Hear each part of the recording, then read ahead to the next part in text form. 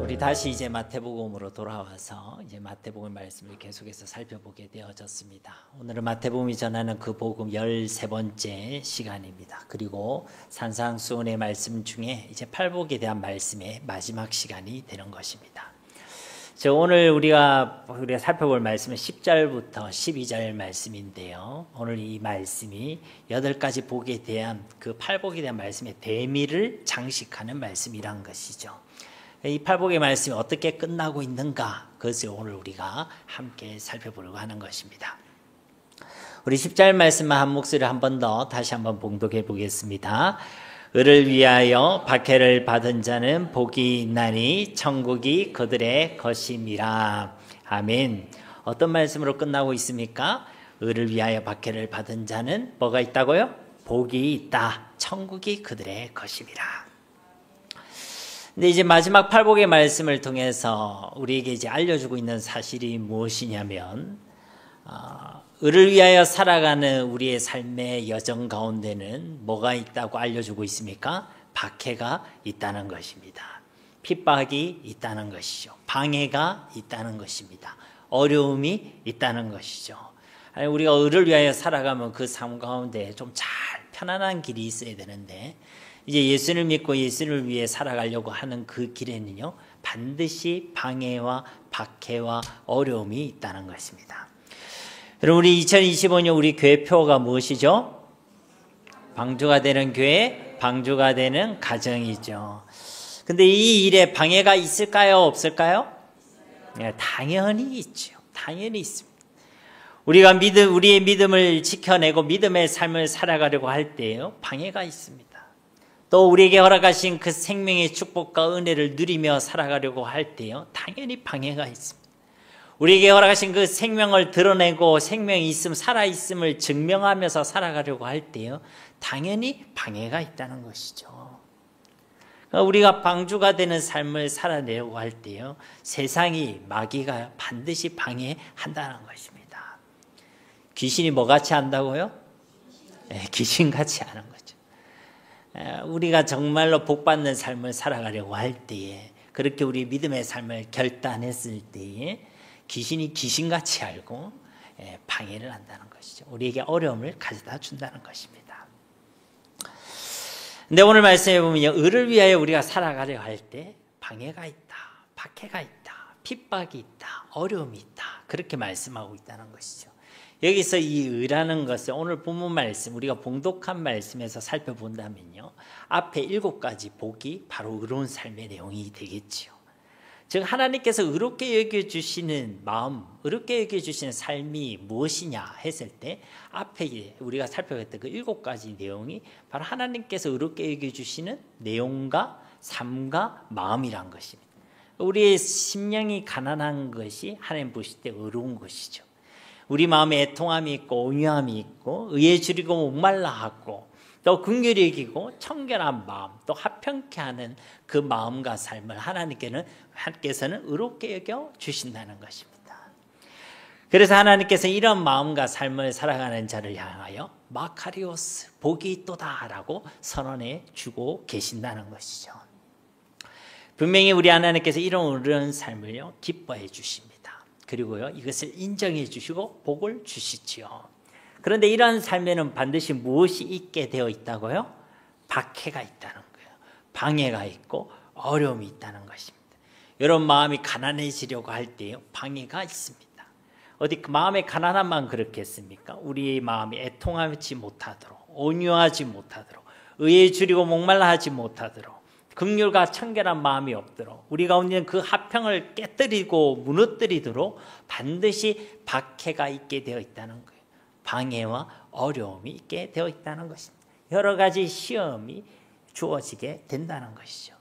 이것은 제 이야기가 아니라 오늘 말씀을 통해 하나님께서 이같이 말씀하고 계신다는 것입니다. 박해가 있다.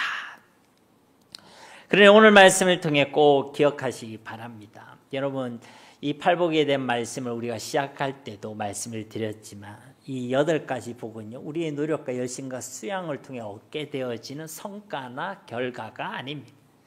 이 8가지 복음 우리 속에 생명이 있기 때문에, 그렇기 때문에 자연스럽게 당연하게 맺어지는 생명의 열매인 것이죠. 예수님의 생명을 품어서 그 생명을 누리는 자가 그 생명에 합당한 열매를 맺게 되는데, 그 생명의 열매가 바로 이 팔복이라는 열매란 것입니다. 그런데 그 생명의 역사 가운데 무엇이 있다는 것입니까? 방해가 있다는 거예요. 박해가 있다는 것입니다. 시험과 유혹이 있다는 것입니다. 마태복음 13장에 보면 우리가 잘 아는 비유가 나오죠. 4가지 땅에 떨어진 씨의 비유가 있습니다. 마태복음 13장 3절과 4절 말씀에 보면 예수께서 비유로 여러 가지를 그들에게 말씀하여 이르시되, 씨를 뿌리는 자가 뿌리러 나가서 뿌릴새 더러는 길가에 떨어지매 새들이 와서 먹어버렸고. 여러분, 이 씨는 무엇입니까? 천국 말씀을 이야기하는 것이죠. 천국 복음을 얘기하는 것입니다. 그런데 이 말씀을 씨로 표현한 것은요, 말씀에는 생명력이 있기 때문에 그런 것이죠. 씨는 딱딱해 보이고 죽은 것처럼 보이지만 그 안에는요, 생명을 품고 있습니다. 능히 우리를 구원하고 살리며 변화시키고 성장시키는 생명의 말씀이 바로 하나님의 말씀인 줄 믿습니다. 그런데 그 생명의 말씀이 떨어지기는 했는데 어떻게 되었다고요? 새들이 와서 먹어버렸다는 거예요. 이것을 누가 해설해 주셨냐면 예수님이 또 해설해 주셨죠. 마태복음 13장 19절 말씀에 보면 아무나 천국 말씀을 듣고 깨닫지 못할 때에 악한 자가 와서 그 마음에 뿌려진 것을 빼앗나니 이는 곧 길가에 뿌려진 자요. 여기서도 천국 말씀을 뭐라고 합니까? 이 씨가 바로 천국 말씀이다 라고 말씀하고 있죠. 근데 그것을 들었는데 깨닫지 못하고 있을 때에, 믿음으로 받아들이지 못하고 있을 때, 말씀을 그냥 듣기만 하고 있었던 거예요. 내 마음에 내가 받아들이지 못하고 있을 때 누가 온다고요? 악한 자가 와서 그 마음에 뿌려진 것을 빼앗나니. 하나님은 우리의 말씀을 기가 아니라 마음에 뿌려주시죠. 중요한 거는 내가 그걸 믿음으로 받아들이지 않고 있을 때 악한 자가 와서 그것을 가져간다는 것입니다. 즉 방해하는 자가 있다는 것이죠. 말씀을 듣고도 긴가민가하고 있을 때, 그 말씀을 즉시 믿음으로 받아들이지 못하고 있을 때, 사람의 말로 내가 듣고 하나님의 말씀으로 받아들이지 못하고 있을 때 사탄은요, 이때다 싶어서 그 말씀이 결실되지 못하도록 방해를 한다는 것입니다. 방해하는 자가 있다는 것이죠. 마태복음 13장 5절과 6절 말씀에도 더러는 흙이 얕은 돌밭에 떨어지매 흙이 깊지 아니하므로 곧 싹이 나오나 해가 돋은 후에 타서 뿌리가 없으므로 말랐고. 이번에는 그 씨가 어디에 떨어졌다고요? 흙이 얕은 돌밭에 떨어졌다는 거예요. 그리고 이번에도 제대로 결실했습니까? 못했습니까? 결실되지 못했죠. 왜 그렇습니까? 예수님께서는 이렇게 말씀하시죠. 마태복음 13장 20절과 21절 말씀에 돌밭에 뿌려졌다는 것은 말씀을 듣고 즉시 기쁨으로 받되, 이건 이제 받아들이긴 했어요. 기쁨으로. 근데 그 속에 뿌리가 없어 잠시 견디다가 말씀으로 말미암아 환난이나 박해가 일어날 때에는 곧 넘어진 자요. 근데요, 뿌리가 없다는 거예요. 그때뿐이었다는 거예요. 그때만 하나님의 말씀을 내가 받아들이고 그 뒤에는요, 어떤 묵상도, 어떤 순종도, 어떤 나눔도 없었다는 것이죠. 여러분, 우리가 말씀을 받았으면 그 말씀을 그냥 들은 것으로 끝나면요, 아무 소용이 없습니다. 그때만 신기는 거예요. 그때만 기쁘고, 그때만 애통해하고, 그때만 즐겁고, 그때만 은혜스러운 것이죠. 말씀을 받았으면 그 말씀 우리는 깊이 묵상해야 될 줄로 믿습니다. 여러분이 능력이 있으면 수많은 말씀을 들어도 좋겠지만은, 여러분 그렇지 않다면 주일 받은 그 말씀을 여러분 깊이 묵상해야 돼요. 한 주간 동안 깊이 묵상하시고 또 그것을 나눠야 합니다. 그래서 여러분 개인의 경건의 시간이 중요한 것이고 우리 셀 목장과 같은 공동체 시간이 필요한 거예요.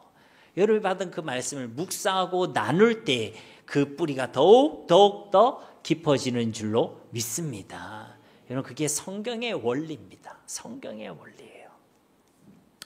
그런데 여기에도 보면 무엇이 있다고 말씀하고 있습니까? 그 말씀으로 말미암아 받는 환난이나 박해가 있다라고 말씀하고 있죠. 이 표현이 여러분 주목하시기 바랍니다. 말씀으로 말미암아 환난이나 박해가 일어난다라고 얘기합니다. 그러니까 말씀이 없었으면요 차라리 그 환난이나 박해가 없을 수 있었겠죠. 근데 말씀이 주어졌기 때문에 그 말씀으로 인해서 받게 되는 환난이나 박해가 있다는 거예요, 여러분.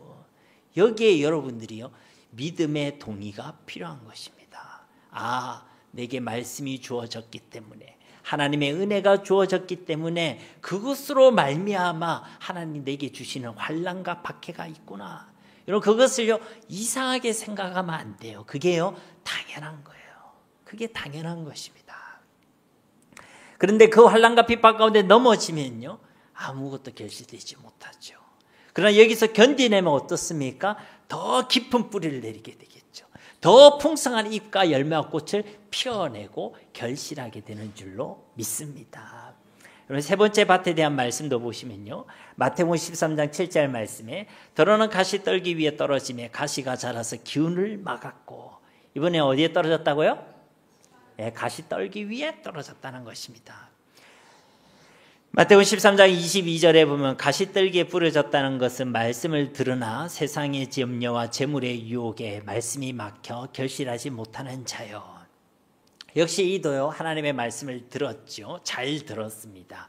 그런데 무엇이 있죠? 시험과 유혹이 있다는 것입니다. 특별히 세상의 염려와 재물에 대한 유혹에 대한 시험이 있다는 것이죠. 근데 그게 이제 막혀서 결실하지 못한다.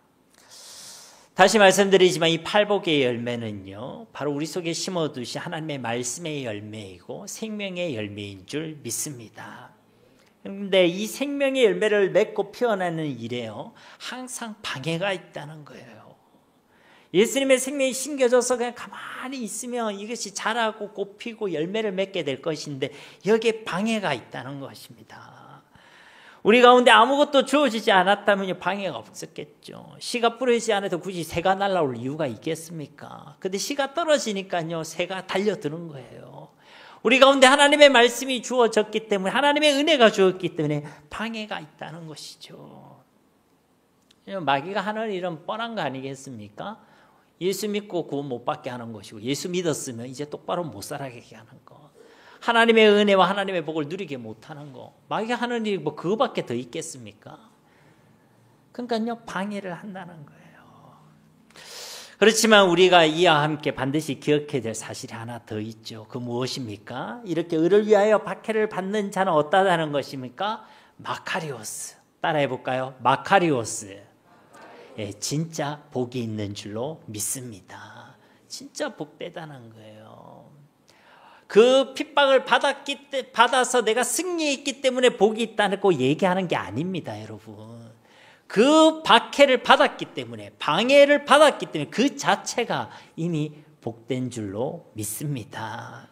어떤 복이 있습니까? 천국이 그들의 것임이라. 천국을 누리고 맛보는 삶을 살아가게 된다는 것입니다. 자세히 오늘 본문 말씀을 보신 분은 아시겠지만요, 이 팔복에 대한 이 말씀은요 복이 있다라는 선언으로 시작해서 복이 있다라는 선언으로 끝나고 있죠. 그런데 이 복의 내용도요 천국이 그들의 것임이라 라고 시작해서요 천국이 그들의 것임이라 라고 끝나고 있습니다. 그러니까 이 8가지 복의 내용을 정의를 하자면요 바로 천국을 맛보고 누리는 삶이라고 정의할 수 있는 것이죠. 4절 말씀에 말씀하고 있던 위로도요 천국의 위로, 하늘의 위로입니다. 5절에 말씀하고 있는 기업으로 받게 되는 땅도 하나님의 나라의 영역을 이야기하는 것이죠. 6절 말씀에 그 배부름 역시도 하나님 나라의 풍성함을 의미하는 것입니다. 7절 말씀에 그 긍휼도 바로 하나님의 긍휼, 하나님의 나라에서부터 시작되는 긍휼을 의미하는 것이죠. 8절에서 하나님을 본다는 그 말씀도 우리가 하나님의 나라를 경험하는 것을 의미하는 것입니다. 사랑하는 성도 여러분, 우리가 이 땅 가운데서도 이 하나님의 나라를 누리고 맛보는 자들이 바로 하나님의 백성들인 줄 믿습니다. 그러한 주의 백성들이 되시기를 주님의 이름으로 축복합니다. 그런데 이러한 삶을 살아가고 이러한 삶을 누리려고 할 때에 이 팔복의 말씀을 마무리하면서 예수님께서 우리에게 말씀을 주고 계신다는 것이죠. 무엇을 주고 계십니까? 방해가 있다, 박해가 있다, 어려움이 있다, 시험과 유혹이 있다라고 말씀하고 있다는 것입니다. 즉 이것이 우리가 그냥 우리에게 주어지고 우리가 그냥 누리는 것이 아니라 이 여정 가운데 영적인 싸움이 있다는 것입니다. 여러분 싸움은 힘들어요, 쉬워요? 힘들어요. 여러분 부부끼리 싸우면 쉬워요, 어려워요? 여러분 주로 승리하니까 별로 힘든지 모르죠, 지금. 얼마나 힘든지 모릅니다, 여러분. 그런데 우리가 하나님을 알고 하나님을 만나고 하나님을 누리고 그 생명을 품고 생명을 지키고 생명을 누리는 그 일 가운데는요, 그런 어려움이 있다는 거예요. 예수 믿고 그 믿음으로 살아가는 삶의 여정에는 반드시 방해가 있다는 것입니다. 이어지는 오늘 11절 말씀도 우리 함께 봉독해 보겠습니다. 나로 말미암아 너희를 욕하고 박해하고 거짓으로 너희를 거슬러 모든 악한 말을 할 때에는 너희에게 복이 있나니. 아멘. 여러분 이 말씀을 진짜 믿으시기를 주님의 이름으로 축복합니다. 11절 말씀에도 마카리오스, 복이 있다라는 표현이 등장하죠. 그래서 어떤 분들은 이 11절 12절을 따로 구별했어요. 팔복이 아니라 구복이다 라고 얘기하시는 분들도 있습니다. 복이 있도다 여기도 말씀하고 있잖아요. 뭐 어떻게 봐도 사실은 상관이 없습니다. 근데 우리는 이 말씀을 처음부터 팔복이라고 했으니까 팔복으로 이해하시면 좋겠습니다. 이 말씀을 팔복으로 이해할 때는요, 이 11절 12절 말씀이 그 10절 말씀의 부연 설명으로 이해할 수 있는 것이죠. 그만큼 이 팔복의 말씀 중에서도 이 8가지 복에 대해서 예수님께서는 우리에게 조금 더 자세히 말씀해 주고 있습니다. 다른 건 다 한 줄로 끝나잖아요. 한 줄로. 그런데 이 마지막 8번째, 의를 위해서 박해받는 자는 복이 있도다 여기에 대해서는요, 3절로 말씀하고 있다고요. 그러니까 이것을요, 조금 더 예수님께서는 자세히 또 강조해서 말씀해 주고 있다는 것이죠. 이 말씀을 보시면요, 나로 말미암아 너희를 욕하고 박해하고 거짓으로 너희를 거슬러 모든 악한 말을 할 때는, 여러분 이 말씀 중에 어떤 구절이 눈에 들어오십니까? 욕? 박해? 거짓? 아니면 악한 말? 이런 어떤 게 눈에 들어오십니까? 이 말씀이 저는 어떤 말씀이 눈에 들어왔냐면요, 나로 말미암아라는 구절이 눈에 들어오더라고요. 나로 말미암아. 여기서 나는 누굽니까? 예수님이죠, 예수님.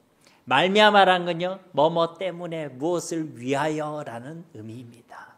예수님 때문에, 예수님을 위하여 박해를 받는 자가 바로 복이 있다는 것입니다.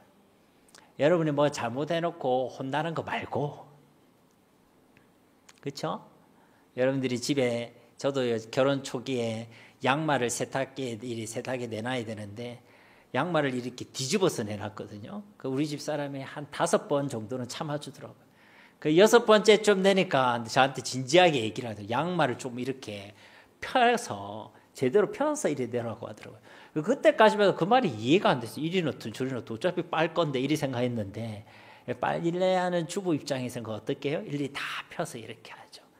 그래서 제가 그 뒤에 제가 양말을 다 쫙 펴서 놔뒀을까요? 또 구겨서 놔뒀을까요?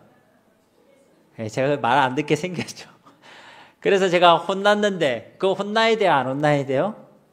네, 혼나야지. 그런 건 당연한 거예요. 그것 때문에 제가, 의를 위하여 핍박받는 자는 복이 있나니 이러면 돼요, 안 돼요? 이게 날강도 같은 거예요, 이게 성경을 이제 경상도 말로 낀가 맞추기식이라고 얘기하는데, 그건 아니죠. 여기서 말하는 이 나는요, 예수님입니다, 예수님.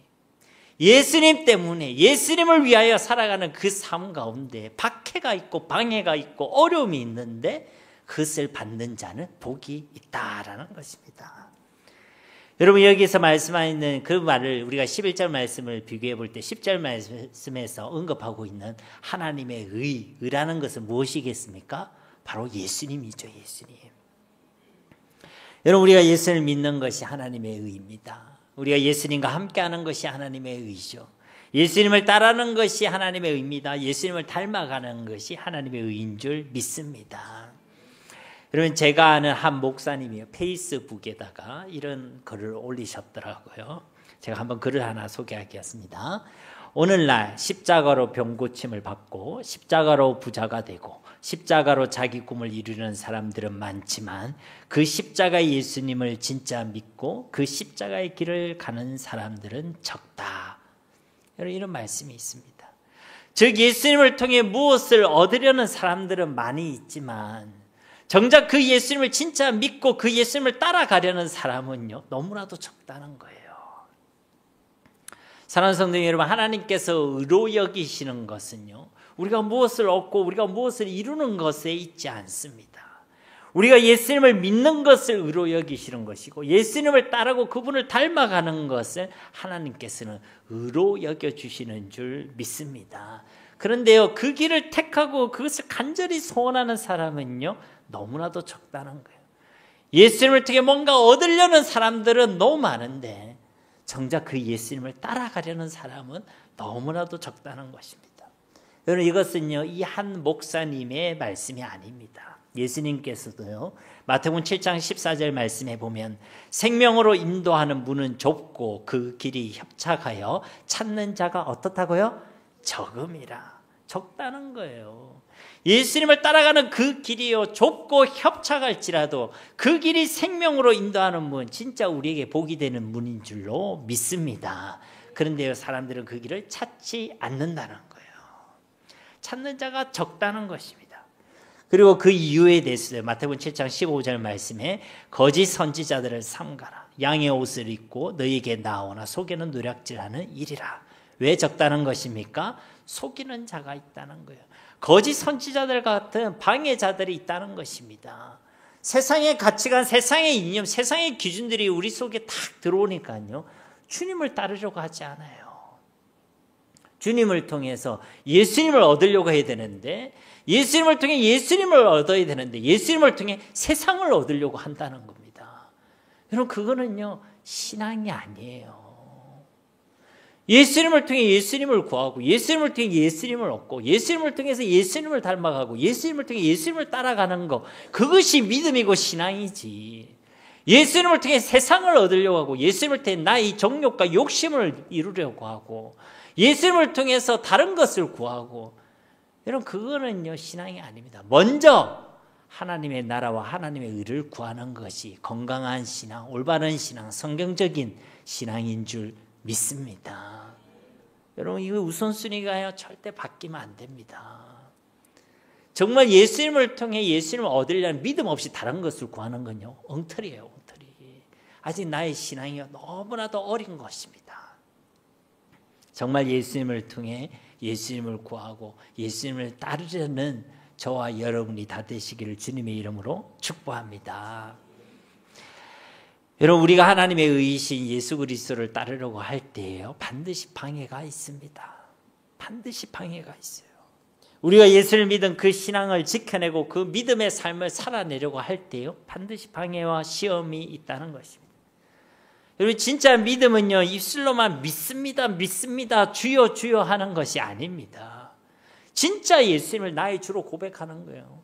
예수님을 나의 주인으로 고백하면 어떡하겠습니까? 내 욕심, 내 계획, 내 목적에 따라 내 삶을 이끌어가지 않습니다. 그거는요, 나를 따르라 하고 주님이 쫓아오기를 바라는 거예요. 이거는요, 순서가 바뀐 거예요. 내 계획을 얘기하고 내 목적을 얘기하고 주님 따라오십시오. 여러분, 이 신앙입니까? 그건 내가 주인 되는 삶이죠. 예수님을 진짜 주인으로 믿는다는 것은 내가 아니라 우리는 주님을 따라가는 삶, 주님을 쫓아가는 삶, 말씀이 가라면 가고 말씀이 서라면 서는 삶, 그것이 예수님을 진짜 주로 믿는 믿음인 줄 믿습니다. 여러분, 그게요, 신앙이란 거예요. 근데 우리가 그렇게 예수님을 따라가려고 할 때에, 예수님을 위하여 살아가려고 할 때에, 예수님과 같이 살려고 할 때에 그 삶에 뭐가 있다고요? 핍박과 방해와 박해와 어려움과 시험과 유혹이 있다는 것입니다. 오늘 말씀에도 보면요, 그 예수님을 따라가는 그 삶에 대해서 너희를 욕하고 비방하는 무리들이 있습니다. 박해하고 적극적으로 방해하고 핍박하고 또 때로는 생명을 위협하는 일들이 있다는 것입니다. 거짓으로 너희를 거스려 모든 악한 말을 할 때는요, 거짓으로 모함하고 거짓 뉴스를 퍼뜨리고 또 속이고 억울한 일을 당하게 하고 하는 일들이요, 있게 된다는 것입니다. 멀리 갈 것도 없이 예수님이 그러하셨잖아요. 마태복음 27장 27절 이하의 말씀을 보면요, 이에 총독의 군병들이 예수를 데리고 관정 안으로 들어가서 온 군대를 그에게로 모으고 예수님 무슨 힘이 있겠습니까? 근데 온 군대를 모아서 예수님 막 둘러쌌어요. 뭐 그 자체만으로도 위협이 되죠. 28절 그의 옷을 벗기고 홍포를 입히고, 굉장히 수치스러운 일 아니겠습니까? 예수님 옷을 다 벗기고, 홍포라는 거는요, 그 자주색이라는 게 왕을 상징하는 옷이잖아요. 예수님은 다 벗기고, 그 홍포, 아마 군대에서 그 로마 군사들을 보면 이렇게 망토 같은 것들이 이렇게 맸죠. 아마 그 망토 같은 걸 예수님께 걸치게 한 겁니다. 밖에서 그리고 돌아다니면요, 완전 변태 취급받지 않겠습니까? 예수님께 그렇게 했다는 거예요. 가시관을 엮어서 그 머리에 씌우고, 갈대를 그 오른손에 들고, 가시관이 왕관이었죠. 갈대는 왕의 호를 얘기하는 거 아니겠습니까? 갈대를 가지고, 야, 네가 이제 왕이다, 유대인의 왕이다 하면서 지금 놀리는 거예요. 그 앞에서 무릎을 꿇고, 그래놓고 그 앞에 이 군사들이 무릎을 꿇었다는 거예요. 그러면서 희롱했다는 겁니다. 그러면서 뭐라 합니까? 유대인의 왕이여 평안할지어다며. 30절에도 그에게 침 뱉고 갈대를 빼앗아 그의 머리를 치더라. 침을 뱉고요. 그 다음에 그 손에 쥐어줬던 갈대를 도로 뺏어가지고 그의 머리를 때렸습니다. 다른 구약 성경의 예언에 따르면요, 뺨을 때렸죠. 뺨을. 예수님 보고 뺨을 때린 거예요. 야, 유대인아 왕아 하면서 뺨을 때린 거예요. 침뱉음을 당하시고. 31절에 희롱을 당한 후에 홍포를 또 도로 벗겼죠. 도로 그의 옷을 입혀 십자가에 못 박으려 끌고 나가니라. 다시 옷을 또 입혀줬습니다. 모르겠어요. 왜 입혀줬는지 모르겠지만 아마 자기들이 그렇게 희롱하고 놀리고 했던 걸 감추려고 했을지도 모르겠죠.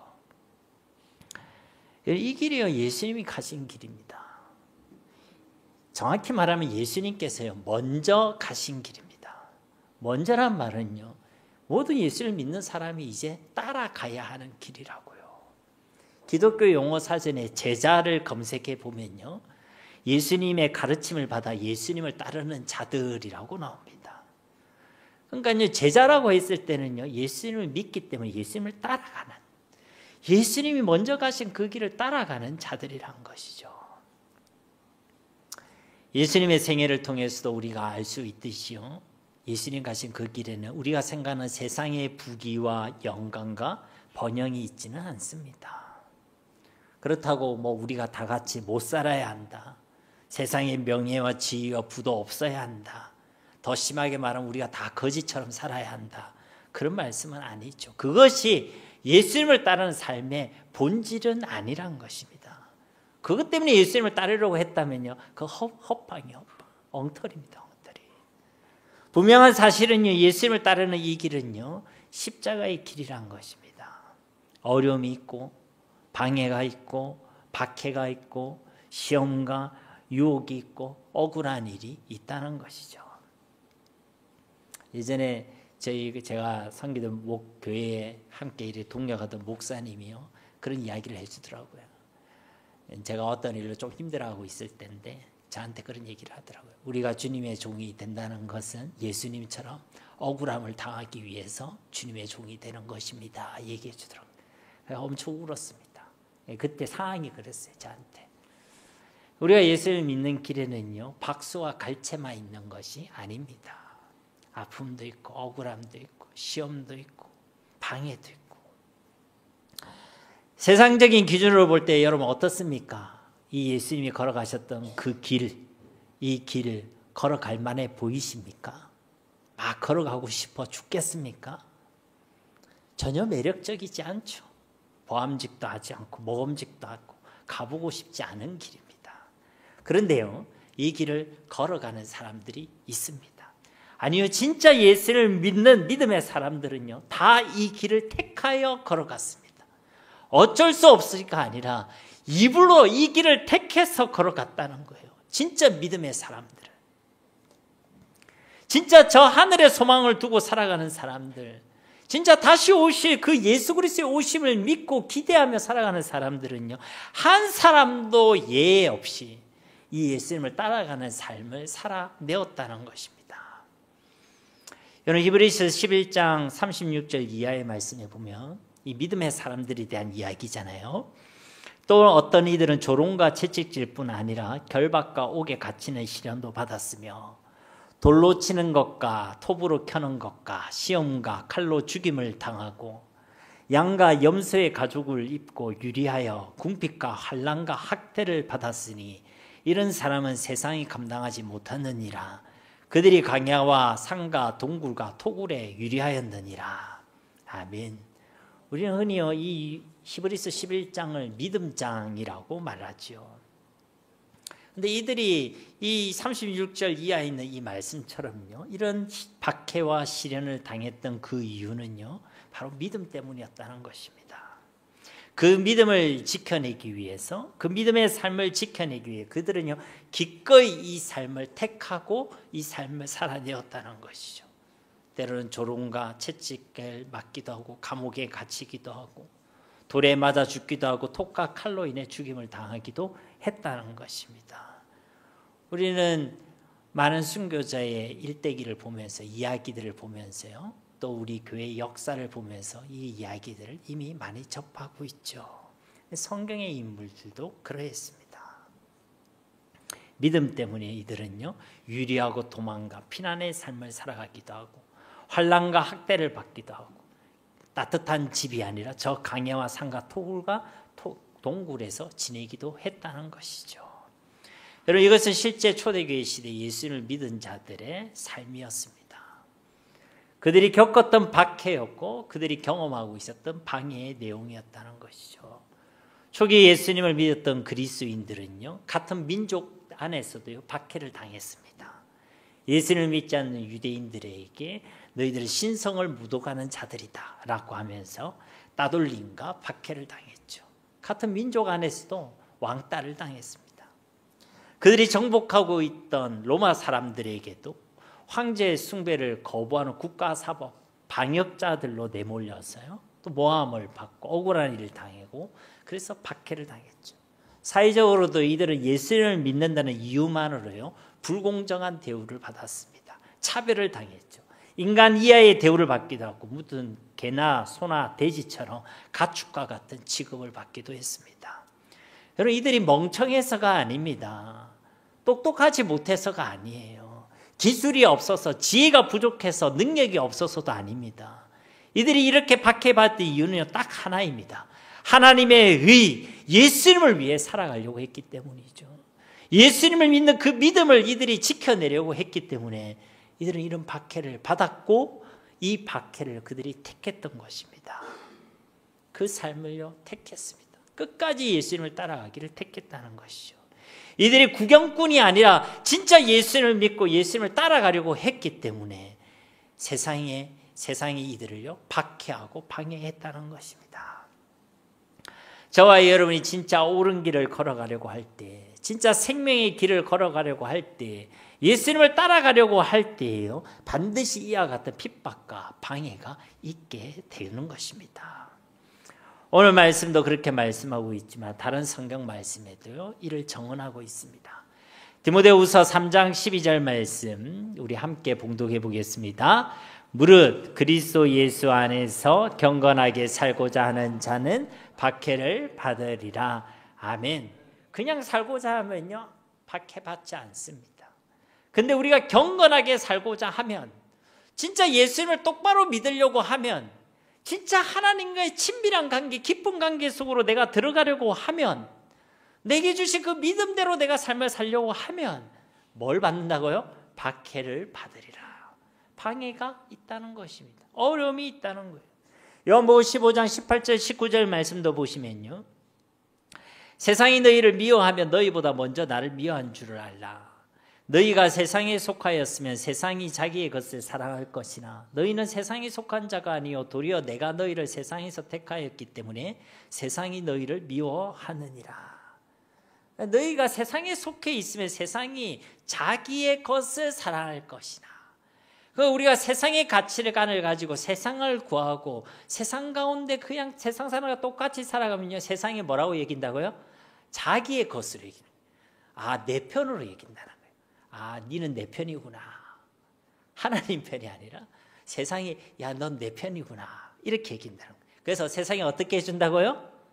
사랑해 준다고요. 여러분들을 예뻐해 준다고요. 여러분이 세상의 목적을 가지고 세상을 구하고 세상 가운데 살아갈 때 세상이 여러분을 향해 야 예쁘다 이렇게 예뻐해주고 사랑해준다는 것입니다. 여러분 기분 좋으세요? 그렇게 우리가 세상을 구하고 세상 가운데 살아가면 세상이 여러분을 방해하고 핍박할 이유가 없다는 거예요. 내 편인데 뭐. 그런데요, 우리가 세상에 속하지 않은 자로 살아갈 때에, 믿음으로 살아가려고 할 때에, 세상이 아니라 하나님을 구하고 하늘의 것을 구하며 살아갈 때에 세상이 너희를 미워하느니라. 미워하면 여러분 한 대 지어 받고 싶어요? 예쁘다 하고 싶어요? 한 대 지어 받고 싶죠. 세상이 우리를 미워하면요, 우리 방해하는 거예요. 박해하는 것입니다. 여러분 우리 몸에도 면역 체계라는 게 있는 거 알고 계시죠?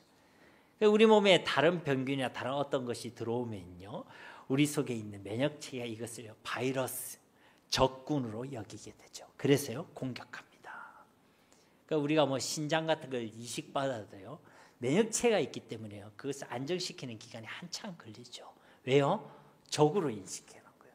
가만히 놔두면요 계속 공격하는 것입니다. 그러니까 우리의 몸을 보호하기 위해서 공격한다는 거예요. 그러니까 우리가 예수님을 믿고 그 믿음의 삶을 살아가려고 할 때 세상은요 우리를 적으로 인식하는 것이죠. 그래서요 공격하는 것입니다. 그런데 내 삶 가운데 믿음으로 인한 어려움과 방해가 없다. 그게요 이상한 거예요. 내가 예수를 믿고 예수를 위하여 살아가려고 하는데 방해가 없다. 그게 이상한 것입니다. 세상과의 구별이 없다는 것이죠. 세상과 비슷하다는 것입니다. 내 삶은 세상이랑 다를 바가 없다는 거. 그러니까 방해가 없는 거예요. 내가 예수님을 향해 예수님 가신 그 길을 걸어가고 있지 않다는 것입니다. 그냥 세상을 따라 세상 사람들과 함께 손에 손잡고 그냥 걸어간다는 것이죠. 근데 우리가 예수님을 따르려고 할 때는 뭐가 있다고요? 반드시 방해와 핍박이 있다는 것입니다. 아유 목사님 오늘 방해와 박해와 핍박이 있다는 얘기를 도대체 몇 번 얘기하십니까? 여러분 왜 제가 자꾸 이 이야기를 말씀드리는 것입니까? 여러분에게 겁을 주려는 것이 아닙니다. 그런 일이 있으니까 마음을 좀 단단히 먹어라 이런 각오를 하자 이런 이야기도 아닙니다. 왜 이야기를 하는 것입니까? 예수님의 말씀처럼 진짜 이것이 우리에게 복이 되기 때문에 그런 줄로 믿습니다. 여러분한테 지금 복에 대한 이야기를 하는 거예요. 여러분 이 말씀이 진짜 여러분 하나님의 말씀, 복된 하나님의 말씀으로 들려지기를 주님의 이름으로 축복합니다. 여러분 이 핍박이요 곧 복이라는 거예요. 이 방해와 시험이요 곧 복이라는 것입니다. 우리가 이 말씀을 깨닫지 못하면 내게 주어진 믿음의 기름을 걸어가려고 할 때에 내게 닥치고 내가 만나는 그 시련과 어려움과 방해와 그 시험들 앞에서요 우리는 실망하게 되어져요. 낙심하게 되어집니다. 그러나 이것이 복이라는 것을 알게 되면 어떻습니까? 우리 뒤에 이어진 말씀처럼 기뻐하고 즐거워하게 되는 줄 믿습니다. 아, 이 길이 맞구나. 내가 걸어가려고 하는 이 길이 옳구나. 이것이 세상이 기뻐하는, 세상이 이뻐하는 길이 아니라 세상이 미워하는 길이고 하나님께서는 소원하시는 길이 맞구나. 그것을 알게 되기 때문인 것이죠. 12절 말씀 우리 한 목소리 함께 봉독하겠습니다.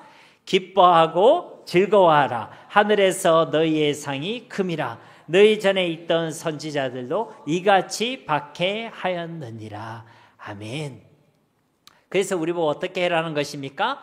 기뻐하고 즐거워하라는 것입니다. 왜 그렇죠? 이 사람이 하나님의 나라를 소유하게 되기 때문이란 것이죠. 이 사람이 하나님의 그 통치 가운데 살아가게 되기 때문이란 것입니다.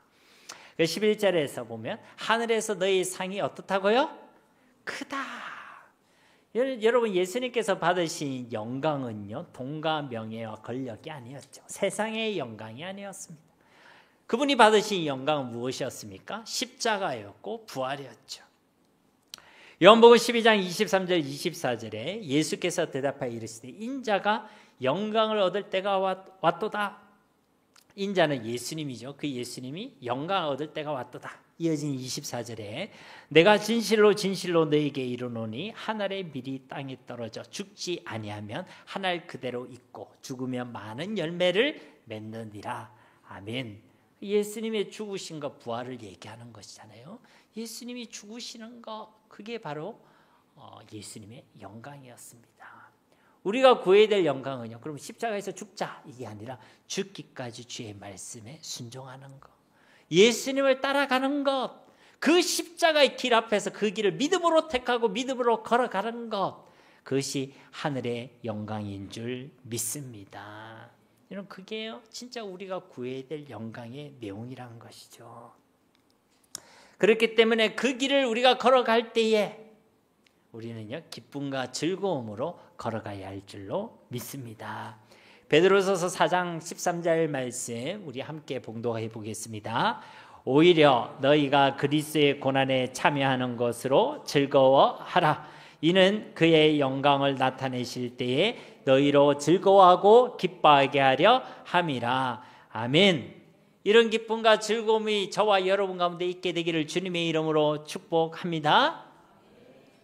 제가 중학교 때 그때 이제 제가 복음을 처음에 너무 뜨겁게 받아가지고 정신을 못 차릴 때가 있었습니다. 그래서 제가 중학교 때 제 별명이 뭐였냐면 예수쟁이 2였습니다. 예수쟁이 2였던 이유는 원이 있었거든요. 그 친구가 저한테 그때만 해도 같이 복음 전하자, 같이 기도하자. 하여튼 중학생이 걔는 1학년 때부터 그렇게 했거든요. 저는 이제 2학년 말부터 이제 좀 정신을 차렸지만 그 친구가 부끄러워 죽겠더라고요. 나만 보면 계속 기도하자고 예배 드려가지고 그때는 사춘기 아닙니까, 그죠? 그 애들이요 이 친구를 놀리는 거예요. 예수쟁이라고 하고. 제가 가까이 하고 싶었겠어요, 멀리 하고 싶었겠어요?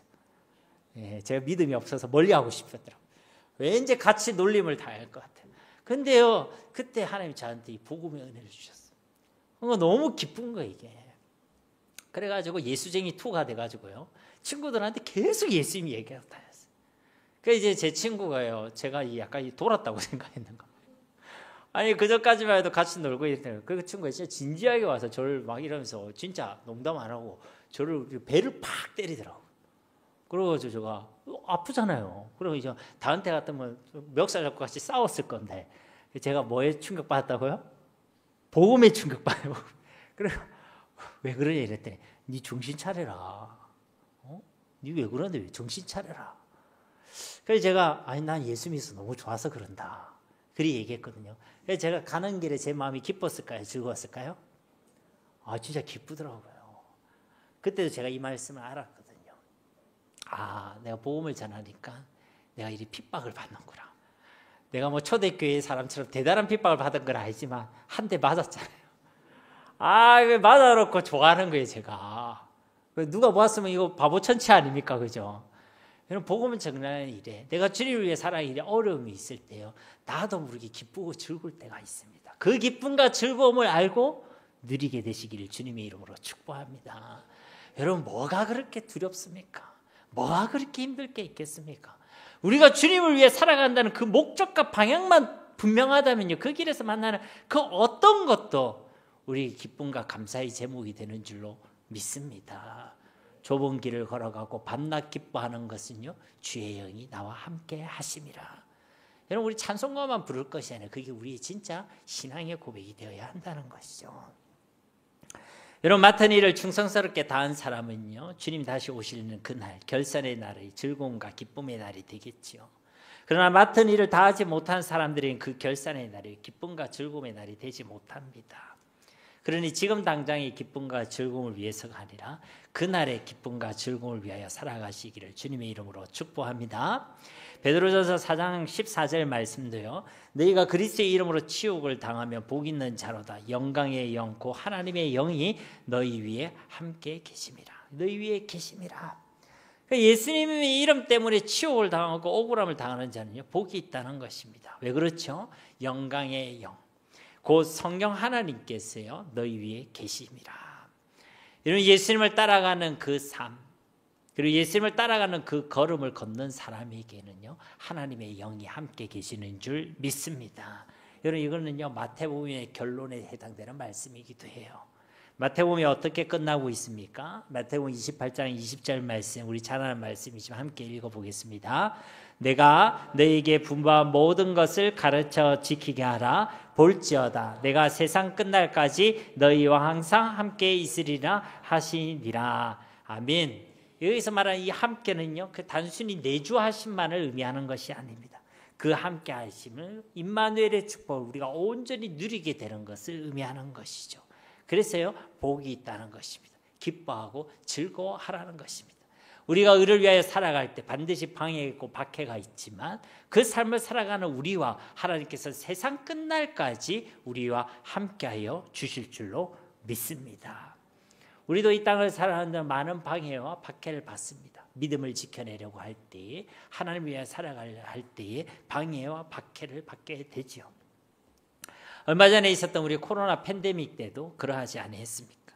교회가요, 거짓 뉴스로 인해서 코로나의 근원지 혹은 온상이 되는 것을 우리는 보았습니다. 예수를 믿고 교회에서 예배를 드린다는 이유만으로도 차별을 당하고 따돌림을 당하고 억울함을 경험하기도 했죠. 그때 제가 섬기는 교회에서 한 아이도요, 그런 이야기를 하더라고요. 학교에서 교회 다닌다고 하면요, 친구들이 따돌린대요. 교회 가는다는 얘기 들으면 코로나에 감염될 수 있으니까 부모들이 그렇게 얘기한답니다. 교회 다니는 친구들이랑 같이 있지 말라고. 그런 우리 아이들이요, 그런 억울함과 차별과 따돌림을 당했습니다. 실제로요. 직장에서도 그렇죠. 교회 다닌다고 하면요, 직장에서 버티는 것 자체가 눈치 보이는 그런 일을 당했습니다. 더 이상 이 시대는 예수를 믿는다는 것이 자랑이 되지 못하는 시대가 되어졌죠. 오히려 드러내지 않고 감추고 있는 것이 내 목적과 내 이익을 위해서는 더 도움이 되고 유익이 되는 시대를 우리는 살아가고 있습니다. 지난번 우리 성탄절 때 우리가 성탄 이웃사랑 나누기 행사를 했었잖아요. 그죠? 그래서 함께 선물도 준비하고 또 나눠주기도 했습니다.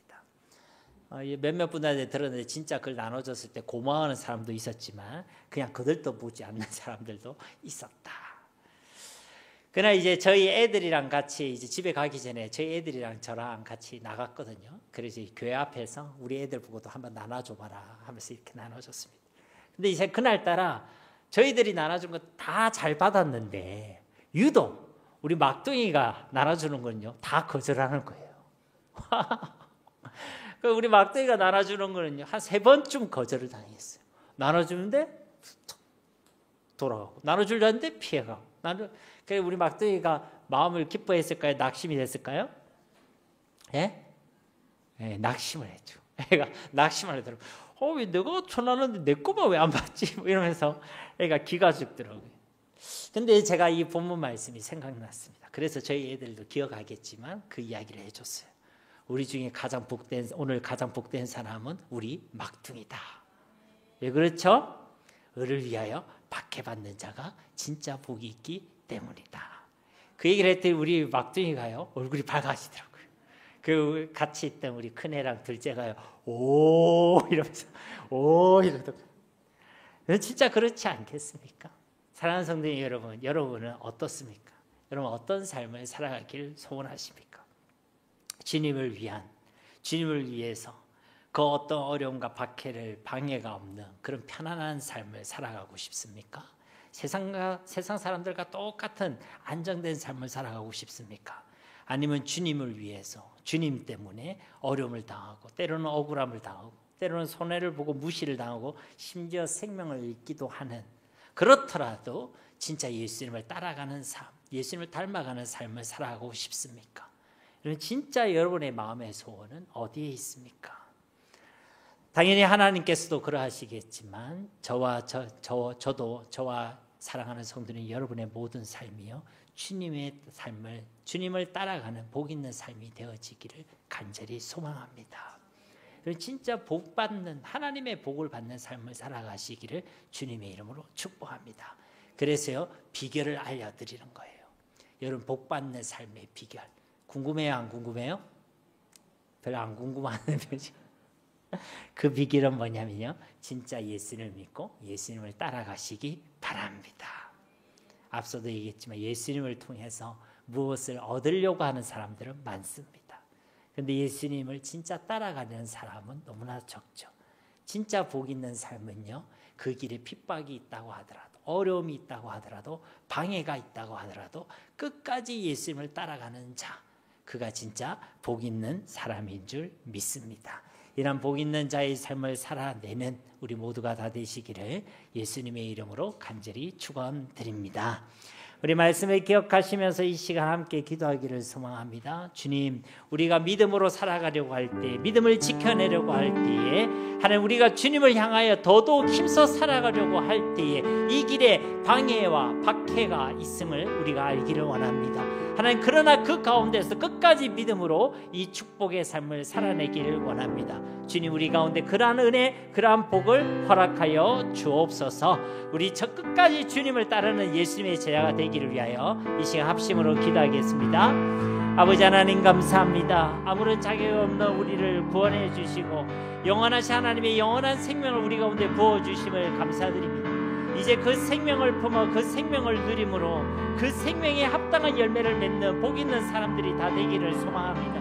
우리 가운데 이 생명의 열매, 팔복의 열매들이 하나님 우리의 삶 속에 결실되어지게 하여 주시옵소서.